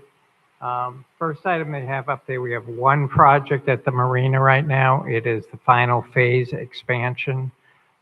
This project is estimated to be close to $25 million, but we have not been able, it's designed, but we have been unable to move forward with this because we're still pending coming up with a seagrass mitigation plan that will be accepted. So that's the only project that's out there for the marina. Again, the projects that you have on the bottom of this page, these are really non-construction related capital type projects. And you see, I know with the last, Councilman Spiritus, you mentioned, you brought up the issue about the fire apparatus when Chief Alvin was presenting his budget. Those have been included in this capital plan. And you can see again that they're staggered out because, so they order it and then it'll come forward. And the board did approve that. Going to the next page, again, now we're into more of the heavy capital type, the parks, the streets, the projects that we have in that regard. Again, these are the same projects that you adopted last year. They're just being carried forward into this year. I won't read all of these, but if you have a specific question on a particular project, we certainly can address I that. think the mayor had a question. Sorry, Mr. Chairman. If you go back one. Sure. To the marina. The marina phase expansion. I see we're doing about 24 million total project for the expansion. What's our annual total revenue that we're receiving from that marina? And what will it go up to with this expansion? So right now, we're bringing about $6 million a year, okay? And we're generating sufficient net income here to fund this program going forward. We just can't get the project going forward. That expansion goes up, it should add about 30 to 40% additional revenue if it gets up to capacity where we are now. So we're talking maybe $8 million to that point. So it'll generate 8 million, and that's after we paid out fees and management fees. That's our profit. Yeah. Okay. So 8 million annually with a $24 million cost over the next 5 years. Okay. Thank you, sir. Okay. Okay. And let's write our questions down. Let's let him get through this presentation and let's ask all our questions at the end. Sure. And again, this is the final one for the city GO side. Again, it's the same type of capital projects. Again, we did not add any new projects on. Projects that are closed have obviously fallen off this plan. But again, if you look bottom line, we currently have $168 million of active projects. Next year, we would add additional 7.5. And then over the 5-year period, we're adding a total of $22 million worth of projects. So that's the city capital side. The next set of slides that we have to conclude for the presentation is for the USD projects. All right, so can I ask a question about this traffic calming before you move to the USD? Sure. What area is that for? Have we determined where those are going to be? The general funding for traffic calming are request only. So when someone requests a speed bump in the city through the process, those speed bumps are funded through that cost center. All right. Okay. Set to move forward? Let's keep it moving. Okay, same thing on the utility side. These are the same projects that were in the plan, and Mr. Glenn, I believe, is going to address any questions that you have on these projects. No new projects have been added to this plan. Okay, any questions? Yeah, on the utility district, I didn't see lift station. I know lift station 10 is having some issues. Is that in the budget or in the budget somewhere else right now? Do you have that funded somewhere else? There is a general line for lift station upgrades, the third from the bottom. There's 2.1 million basically for lift station upgrades, and that is what would fund any upgrades to lift station 10. Will that be part of the intercoastal crossing project? Will that be There will included be in some that? Will that be upgrades. part of it? Yeah, there'll be some upgrades to Lift Station 10 associated with that with its piping and stuff. We actually just after the last incident, we actually just did some electrical panel interior component replacements to try to build up the resiliency of that station. But I see you still have a generator there, right? Is the generator still there? It was there Oh, 2 yeah. days ago, so it's still there. Is that included in what you're gonna be doing? Yeah, the generator's permanent, so I don't think it's that old. Well, you're gonna put a permanent generator in there. You're not gonna let that temporary generator sit out there in the open for the next 15 years. The people aren't gonna like that, obviously. There's a permanent generator at Lift Station 10 right now. I thought there was a green temporary There's a pump. generator. It's a bypass pump. That's That an was a emergency bypass. bypass pump. Okay, is that finished? We are leaving that there right now because what caused the issue at Lift Station 10 is one of the pumps had a direct short in the motor created probably by something getting jammed in the impeller. That pump is currently at flight getting repaired. Okay. There's 3 pumps in that station. One pump was out in the shop getting repaired as part of normal, it broke. We sent it in to fix it. The station can run on 2 pumps typically with no problem. What happened was the third pump got something jammed in it and caused the motor to short out, and it's currently being emergency repaired. We replaced it with 2 smaller pumps, which are in there right now. We left the bypass pump in case something else happens. It'll automatically turn on and assist the station. But once the other 2 pumps come back from the shop, there'll be brand new pumps in there. Okay, great, thank you. Question, right down H Avenue West, the break that happened this morning or late last night was it at the lift station? No, it was in the middle of the intersection. It was the water main that runs from Blue Heron Boulevard all the way through to 13th Street. Okay, It was a 6-inch water main. so nothing's in here to deal with that. I know there's construction been going on a long time for that. Yeah, they're almost, the contractor who's doing the force main replacement is almost done. Actually, they're finishing the third, because there's 4 phases of that project we're doing this fiscal year. The 4th phase is in that black book you have there. That's going to be approved hopefully next Wednesday. And then they're going to go through and mill and resurface that entire area. They're going to probably mill and resurface most of 20th Street, Avenue G, part of H West. And then that force main project will be done. Okay, all right, thank you. Okay, Mr. Sherman. Mr. Chair, that's the entire presentation, Okay. and we will come back on the 60 million at the next meeting. Let me ask you, what else do we have on our agenda tonight? Nothing. Oh, That's it. Okay. Well, Any Chair. questions from the board? So going back to my original confusion, was that city manager and all of that was on there. Are we not wanting to just go ahead and try to take a look at that so we don't? I'm sorry. I'm sorry. What was? The agenda had the budget presentation for the city manager, city attorney, and mayor, city council on there. Okay, so was that not? Oh, no. That's Yes. Monday. That. Yes, ma'am. Someone, I think, posted the incorrect agenda. Yeah. That was the that agenda shouldn't for. have been. It was a mistake of how the agenda was printed tonight. So why nobody told us that it was a mistake and that's not what was supposed to be happening? Yeah, no, there was never any intentions to go with the city manager's budget, city attorney, or it. Yeah, So who posted that then? I'm not sure, but we're human. Mistakes happen. That was a mistake. But what I'm saying is, it's 8 o'clock. I know you have a cutoff around, you like to do around 9, so that means we have a whole hour. We could work No, on we some don't. other. No, we don't. What? So you rather, I'd rather in this meeting, staff is not prepared to do those presentations tonight.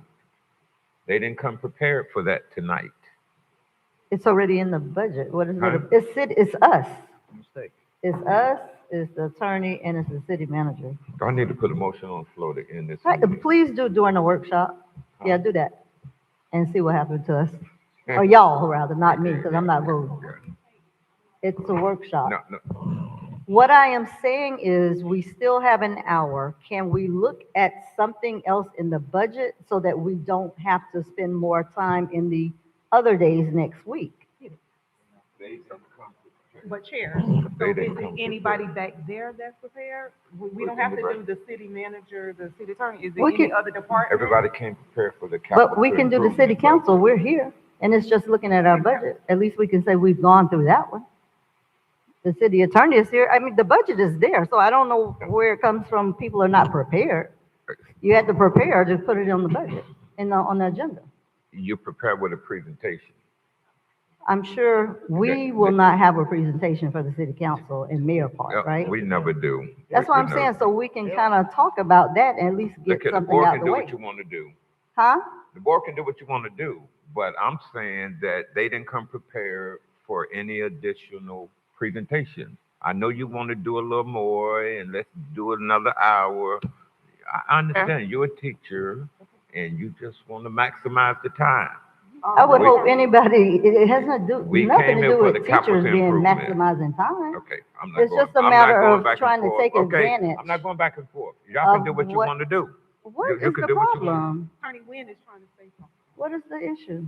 The issue is we have completed what we came here to do, and you looking for something else to do. And I'm not in that mindset. I'm just not there. This is, I've never I'm not there. I've Y'all can do never what you want to do. had to You argue can do what you want to do. finish the budget. Yes, This Attorney is Nguyen. crazy. Thank you. What were you saying? I was trying to perhaps provide some clarity in that I spoke with Mr. Coppin and Mr. Sherman, and we believe, Kirk is in here, that this was advertised only as a capital budget workshop. And that's why we were only scheduled to do capital tonight, because that's how it was advertised. I guess I couldn't make that point. Well, you Came from an didn't, but attorney. thank you for giving me that point, and that would make me a little bit better.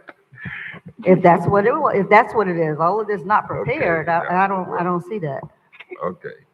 All righty, closing comments. Mr. Interim City Manager. None from the city manager. I'll find out why this incorrect agenda was posted. Okay. Ms. City Attorney. No comments. Mayor. No comment. Thank you, Jay. Ms. Davis Premier. Oh, yes. I do have comments, Mr. Miller Chair. Anderson. Do you want to stay another hour by yourself? Ms. Lanier. Maybe Sheriff Warren. Mr. Chair, wait, don't bang that gavel, Mr. Chair. I just want to invite everybody out Tuesday to our staff, real quick, if y'all can listen up. Tuesday at 9:30, the city is being honored by the county with a proclamation by Commissioner Bobby Powell and the council and the commissioners for the county to recognize the city as an all-American city. So if we can have all the staff, colleagues, if you're available, it is 9:30. I know it's a work day, but if you can't go there, 9:30 a.m. at the county meeting. Thank you, Chair. Meeting adjourned.